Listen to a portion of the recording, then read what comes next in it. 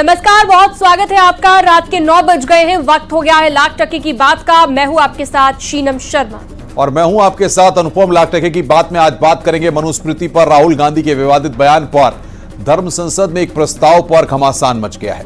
इसके अलावा बात करेंगे हिंदू जनसंख्या पर वीएचपी के उस सवाल की जिस पर सियासी जंग छिड़ गई है। इसके साथ ही बात करेंगे दिल्ली में बीएसपी के खराब प्रदर्शन की, जिसमें लगातार फ्लॉप हो रही बीएसपी का परफॉर्मेंस इस बार एआईएमआईएम से भी नीचे चला गया है। साथ ही बात करेंगे महाकुंभ में महामहिम के पवित्र स्नान की। राष्ट्रपति द्रौपदी मुर्मू के प्रयागराज में बिताए 8 घंटे की पूरी जानकारी आपको देंगे। अब देखते हैं खबरें विस्तार के साथ।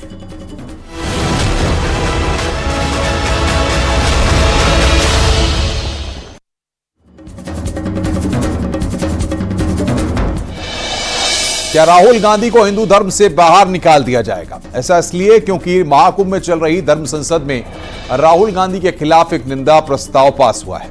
मनुस्मृति पर राहुल गांधी के दिए गए विवादित बयान पर यह निंदा प्रस्ताव लाया गया है। दरअसल राहुल गांधी ने मनुस्मृति को बलात्कारियों को संरक्षण देने वाला ग्रंथ बताया था।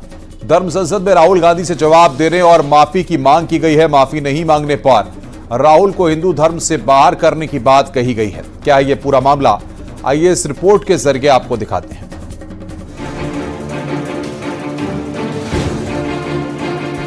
महाकुंभ 2025 में स्वामी अभिमुक्तेश्वरानंद की अध्यक्षता में चल रही परम धर्म संसद में रविवार को नेता प्रतिपक्ष राहुल गांधी के खिलाफ एक निंदा प्रस्ताव पारित किया गया।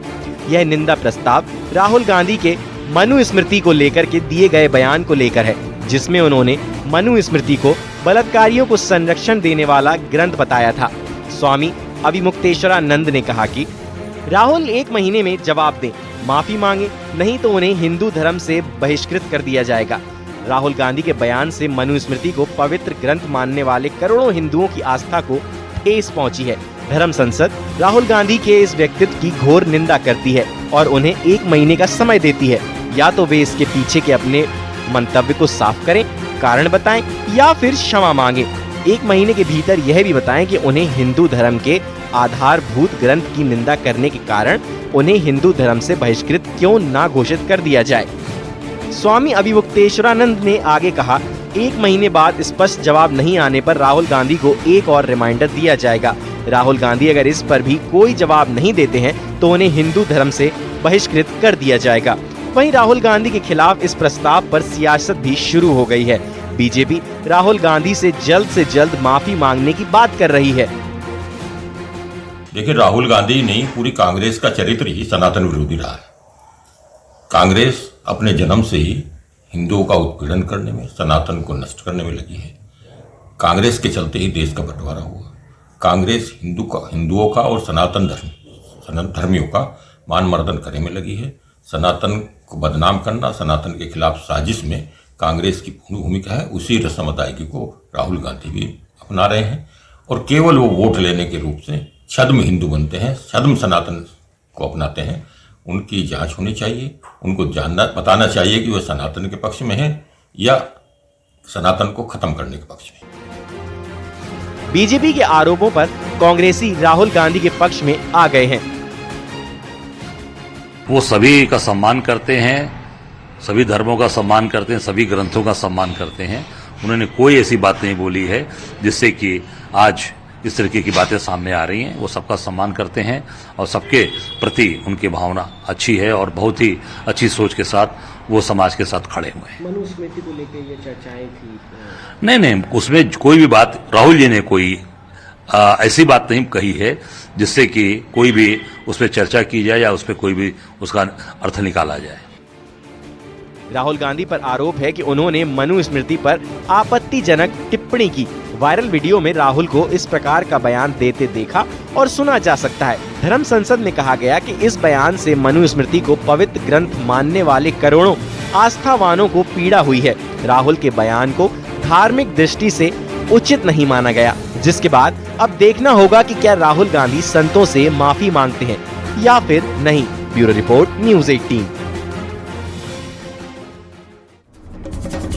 विश्व हिंदू परिषद ने हिंदुओं की घटती जनसंख्या पर चिंता जताई है और हर हिंदू परिवार में 2-3 बच्चों की वकालत की है। वीएचपी ने इसे सामाजिक और राष्ट्रीय मजबूती के लिए जरूरी बताया। विश्व हिंदू परिषद के राष्ट्रीय अध्यक्ष के जनसंख्या वाले बयान पर घमासान मच गया है। रिपोर्ट देखिए।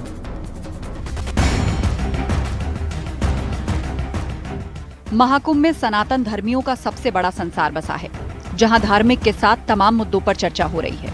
इसी में से एक मुद्दा है हिंदुओं की जनसंख्या। विश्व हिंदू परिषद के अंतर्राष्ट्रीय अध्यक्ष आलोक कुमार ने हिंदुओं की घटती आबादी पर चिंता जताई है।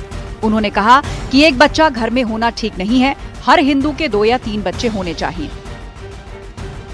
हम लोगों ने अपने परिवारों में हिंदू संस्कार बढ़ें, इसके बारे में विचार किया है। हम लोगों ने ये भी विचार किया है कि बच्चों के स्वस्थ विकास के लिए एक बच्चा घर में होना बच्चे के लिए ठीक नहीं है। हर हिंदू के 2 या 3 बच्चे होने चाहिए। बहुत लेट मैरिजेस से बहुत सारी फिजिकल और इमोशनल प्रॉब्लम्स जनरेट होती है। शादी सही उम्र में होनी चाहिए और हर परिवार की जिम्मेवारी है कि अपने बच्चों को, अगली पीढ़ी को हिंदू जीवन के बारे में बताए। इस बयान पर मचे घमासान का भी आलोक कुमार ने जवाब दिया। कहा कि ये धारणा सही नहीं है। अब डर इस बात का है कि जनसंख्या घटनी शुरू हो जाएगी। अगर हिंदुओं के 2-3 बच्चे होंगे तो जनसंख्या स्थिर रहेगी। 4 बीवी और कई बच्चों से संसाधनों की कोई कमी नहीं होती है, तो हिंदुओं के 3 बच्चों से कैसे हो जाएगी? सोशियोलॉजिस्ट ने हमको कहा कि एक घर में 2.1 के औसत से बच्चे होते हैं, तब जनसंख्या स्थिर रहती है। आज केरल में 1.7 है, बाकी के दक्षिण में 1.8 है। अब जनसंख्या घटनी शुरू होगी, इसका डर है। 2 या 3 होंगे तो जनसंख्या स्थिर रहेगी, और अगर 4 बीवी और उनके बच्चों से असंतुलन पैदा नहीं होता तो 2-3 से कैसे हो जाएगा। विश्व हिंदू परिषद ने सरकार के कब्जे से मंदिरों को मुक्त कराने का भी प्लान तैयार किया है और इसके लिए हर राज्य में संतों के साथ मुख्यमंत्रियों से मुलाकात की जाएगी। हमने सरकार के कब्जे से मंदिरों को मुक्त कराने के लिए आगे के 3 महीनों की कार्य योजना घोषित की है। हम प्रत्येक राज्य में संतों को लेकर के मुख्यमंत्रियों से मिलकर मांग करेंगे कि वापस करें। फिलहाल तो हिंदुओं की घटती आबादी और उस पर वीएचपी का सुझाव सुर्खियों में है। साथ ही इस मामले पर घमासान भी जारी है। हो भी क्यों ना, बात निकली है तो दूर तलक जाएगी ही। Bureau report, news 18।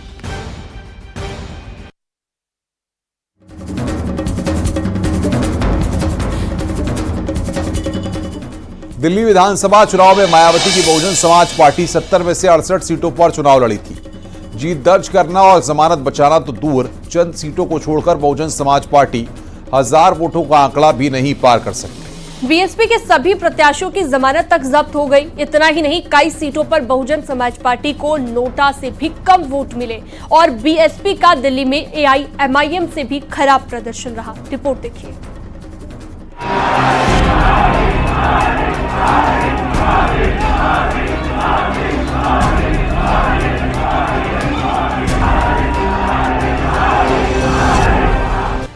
दिल्ली चुनाव के नतीजे कई पार्टियों के लिए मंथन का मुद्दा छोड़ गए हैं, जिसमें बहुजन समाज पार्टी भी एक है। दिल्ली में बीएसपी की 68 सीटों पर जमानत तक जब्त हो गई। इसमें 42 सीटों पर तो नोटा से भी कम वोट मिले हैं। बसपा के मुकाबले ऑल इंडिया मजलिस इत्तेहादुल मुस्लिमीन यानी एआईएमआईएम को 0.78% वोट मिले हैं, जबकि ओवैसी ने केवल 5 सीटों पर चुनाव लड़ा था। यानी लगातार फ्लॉप हो रही पार्टी का परफॉर्मेंस इस बार एआईएमआईएम से भी नीचे चला गया है। बसपा ने यहां 68 सीटों पर चुनाव लड़ा था, उसे 0.58% वोट मिले। तो दिल्ली के चुनाव में जिस तरह से बसपा का जनाधार जो है वो असदुद्दीन ओवैसी की पार्टी से भी कम है, क्या कहते हैं? मुझे लगता है कि हमारी आदरणीय मायावती जी बहुजन समाज पार्टी की अध्यक्ष नेता भी है और उनका जनाधार कम होता जा रहा है। उत्तर प्रदेश में उनका जनाधार कम होता जा रहा है, बाकी के राज्यों में भी उनका जनाधार नहीं दिख रहा है। मुझे लगता है कि इनका जनाधार कम होता जा रहा है। बहुजन समाज पार्टी के कभी दिल्ली में भी विधायक हुआ करते थे। 2008 में पार्टी के 2 विधायक थे, लेकिन वक्त के साथ साथ बसपा का ग्राफ गिरता चला गया। 2008 के दिल्ली चुनाव में बसपा का वोट शेयर 14% से ज्यादा था। उस समय बसपा अपने सबसे अच्छे दौर से गुजर रही थी। यूपी में उसकी पूर्ण बहुमत की सरकार थी, लेकिन उसके बाद से पार्टी लगातार धरातल में जाती रही। 2013 के चुनाव में बसपा का वोट शेयर 5.35% पर आ गया, जो 2015 में और गिरकर 1.30 पर रह गया। 2020 में चुनाव में बसपा का वोट शेयर मात्र 0.71% रह गया। दिल्ली में मायावती ने एक भी रैली नहीं की। पूरा चुनाव आकाश आनंद के चेहरे पर लड़ा गया। जो इस तरह की पार्टियां जो हैं वो पानी के बुलबुले की तरह तैयार होती हैं, खड़ी होती हैं, तो आप देखना भी, क्योंकि जब नीतियां, कार्यक्रम, सैद्धांतिक प्रतिबद्धता और देश के प्रति जो सोच होती है वो प्राथमिकता नहीं होती, और कास्ट, कम्युनिटी, लोकल जो संकीर्ण मुद्दे हैं उनको लेकर के जो है वो आप वोटों को जो है वो उसका ध्रुवीकरण करते हैं, तो बहुत दिन नहीं चलता। बसपा को सबसे ज्यादा देवली सुरक्षित सीट पर 2581 वोट मिले। वहीं सबसे कम वोट मटिया में महल में 130 वोट मिले। 53 सीटें ऐसी रहीं जहां बसपा को 1000 से कम वोट मिले। वहीं 68 में से 42 सीट ऐसी रहीं जहां नोटा से भी कम वोट बसपा को मिले। यूपी के नगीना सीट से सांसद चंद्रशेखर की आजाद समाज पार्टी काशीराम भी दिल्ली की 8 विधानसभा सीटों पर चुनाव लड़ी, लेकिन वो भी अपनी छाप छोड़ने में नाकाम रही। Bureau report, news 18।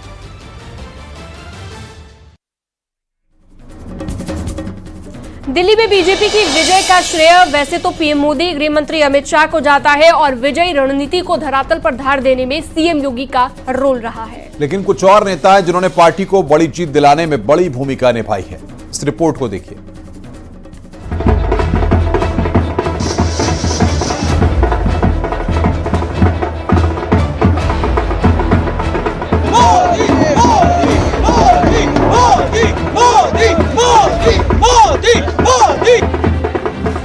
दिल्ली में बीजेपी ने बड़ी जीत के साथ दिल्ली की सत्ता में 27 साल के बाद वापसी की है।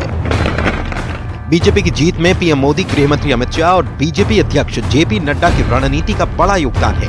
ये नतीजे स्पष्ट संदेश देते हैं कि दिल्ली के दिल में मोदी बसता है। इस रणनीति को धरातल पर धार देने के लिए सीएम योगी की भी अहम भूमिका रही है। याद करिए, जब से अरविंद केजरीवाल और उनके मंत्रियों को भ्रष्टाचार के मामले में जेल में बंद किया गया था, इन्होंने कहा था कि जनता जनार्दन फैसला करेगी। अरे जनता जनार्दन ने तो लोकसभा चुनाव में फैसला कर लिया है, तो जनता जनार्दन तो अपना फैसला कर ही चुकी है। इसके साथ ही कई और नेताओं को भी पार्टी ने जिम्मेदारी दी थी, जिन्होंने पार्टी को बड़ी जीत दिलाने में अपनी भूमिका निभाई। दिल्ली विधानसभा चुनाव में बीजेपी ने बड़ी जीत हासिल की है। इस जीत में बड़ी रणनीति बनाने वाले बीजेपी अध्यक्ष जेपी नड्डा और गृह मंत्री अमित शाह का बहुत बड़ा रोल है। लेकिन इस रणनीति को धरातल पर उतारने के लिए उत्तर प्रदेश बीजेपी के नेताओं ने बहुत बड़ी भूमिका अदा की है।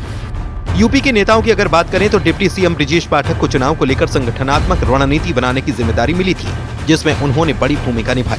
वहीं अलीगढ़ से सांसद सतीश गौतम, जिनके पास मयूर विहार जिले की जिम्मेदारी थी, इसमें जंगपुरा सीट भी थी, जहां से बीजेपी के खिलाफ मनीष सिसोदिया चुनाव लड़ रहे थे। वहां बीजेपी ने जीत दर्ज की।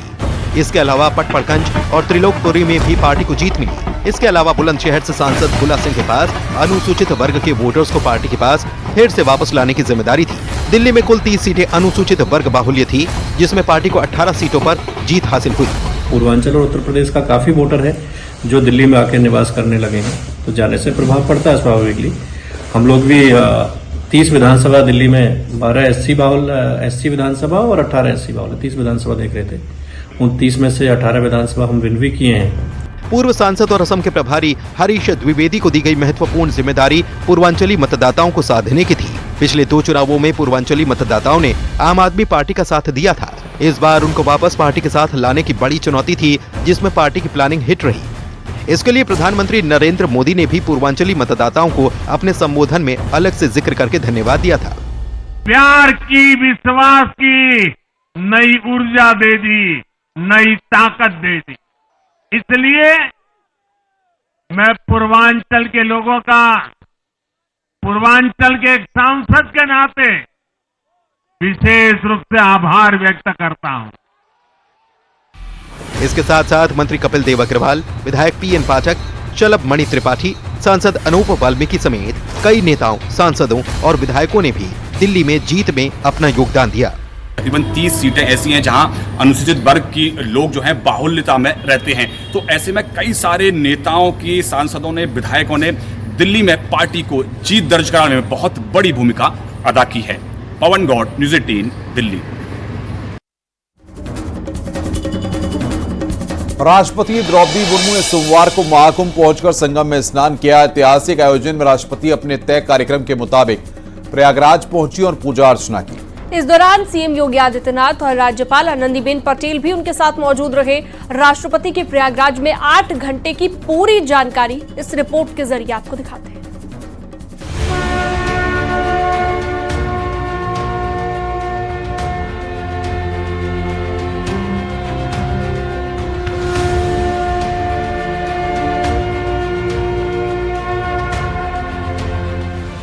सोमवार सुबह राष्ट्रपति द्रौपदी मुर्मू प्रयागराज एयरपोर्ट पहुंची और वहां से महाकुंभ के लिए रवाना हो गईं।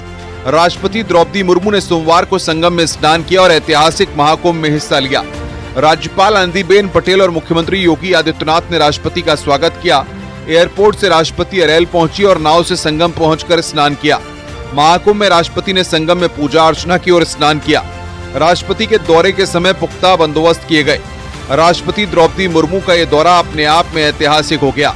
राष्ट्रपति की बोट के पास भी साइबेरियन पक्षी बड़ी संख्या में नजर आए और इस दौरे की तस्वीरों को खास बना दिया। सभी पुलिस से लेके लोग सभी ने अच्छे से हमको गाइड किया और कहीं कोई जगह हमको दिक्कत नहीं हुई। आज प्रेसिडेंट मुर्मू जी आ रही हैं, ये सुना हमने, और हमारे प्रधानमंत्री सभी आकर गए हैं। सभी को आना चाहिए, जितनी दूर से किसी को ऐसा नहीं सोचना है कि यहाँ आएंगे तो क्या होगा, भीड़ में कुछ नहीं। भीड़ तो है लेकिन सब मदद करते हैं और सभी को स्नान हो यहाँ अच्छे से हो रहा है। मैंने सुना राष्ट्रपति जी आ रहे हैं और उसका तैयारी भी चल रहा है। It's nice. और हम लोगों का तो बहुत अच्छे से हुआ स्नान वगैरह, संगम स्नान बहुत अच्छे से हुआ। इनफैक्ट हर जगह का बहुत अच्छा हुआ हम लोगों का।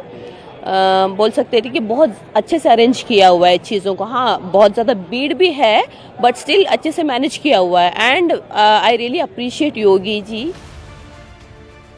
राष्ट्रपति द्रौपदी मुर्मू के प्रयागराज दौरे के समय न सिर्फ एयरपोर्ट से लेकर अरेल और संगम तक खास इंतजाम किए गए थे, वहीं अक्षयवट और बड़े हनुमान मंदिर में भी उन्होंने दर्शन पूजन किया। राष्ट्रपति द्रौपदी मुर्मू अपने तय कार्यक्रम के अनुसार प्रयागराज पहुंची और उन्होंने संगम स्नान किया। संगम स्नान के बाद अक्षयवट पहुंची और वहां भी पूजा पाठ किया और फिर बड़े हनुमान जी मंदिर पहुंचकर पूजा पाठ किया। इस पूरे कार्यक्रम के दौरान उत्तर प्रदेश की राज्यपाल आनंदीबेन पटेल और मुख्यमंत्री योगी आदित्यनाथ उनके साथ मौजूद रहे। नामचीन हस्तियों के महाकुंभ में स्नान का अपना रिकॉर्ड है। देश के पहले राष्ट्रपति डॉक्टर राजेंद्र प्रसाद ने भी महाकुंभ के दौरान संगम में स्नान किया था। ऐसे में साल 2025 का महाकुंभ अपने आप में इतिहास रच रहा है। सोमवार को राष्ट्रपति द्रौपदी मुर्मू ने भी संगम में स्नान किया। राष्ट्रपति द्रौपदी मुर्मू के दौरे को लेकर यहां प्रयागराज संगम पहुंचे श्रद्धालुओं में खासा उत्साह देखने को मिला। अगर हम बात करें तो देश के पहले राष्ट्रपति डॉक्टर राजेंद्र प्रसाद भी महाकुंभ आए हुए थे और वह पल इतिहास में दर्ज हो गया था। लेकिन अब जब सोमवार को भारत की राष्ट्रपति द्रौपदी मुर्मू यहां संगम में स्नान करने के लिए पहुंची तो तस्वीरें, खूबसूरत तस्वीरें इतिहास के पन्नों में दर्ज हो गई हैं। महाकुंभ में तमाम बड़ी हस्तियां संगम पहुंचकर स्नान कर चुकी हैं। ऐसे में राष्ट्रपति द्रौपदी मुर्मू का दौरा भी खास बन गया। प्रधानमंत्री नरेंद्र मोदी भी महाकुंभ में शामिल हो चुके हैं। सभी 3 अमृत स्नान पूरे होने के बाद भी श्रद्धालुओं की भीड़ महाकुंभ पहुंच रही है। हालांकि माघी पूर्णिमा और महाशिवरात्रि का स्नान अभी शेष है, लेकिन भक्तों की भीड़ आस्था के महापर्व को खास बना रही है। साथ ही महामहिम के दौरे ने भी एक नया इतिहास रच दिया है। Bureau report, news 18। महाकुंभ को लेकर सीएम योगी आदित्यनाथ का फैसला, 3 आईएएस और 25 पीसीएस ऑफिसर्स की तैनाती की गई है। महाकुंभ में अतिरिक्त अफसरों की तैनाती हुई है। सीएम ने सभी अफसरों को पहुंचने के लिए कहा है। श्रद्धालुओं की सुविधा के लिए भी फैसला लेने के लिए कहा है। ये बड़ी जानकारी इस वक्त हम आपको दे रहे हैं। महाकुंभ क्षेत्र को लेकर कुछ और ऑफिसर वहां पर तैनात किए जाएंगे। इससे पहले भारतीय जनता पार्टी के राष्ट्रीय अध्यक्ष जेपी नड्डा भी ये कह चुके हैं कि वहां पर अतिरिक्त प्रबंध करवाए जाएं और अब 3 आईएएस और 25 पीसीएस ऑफिसर्स की तैनाती की जाएगी।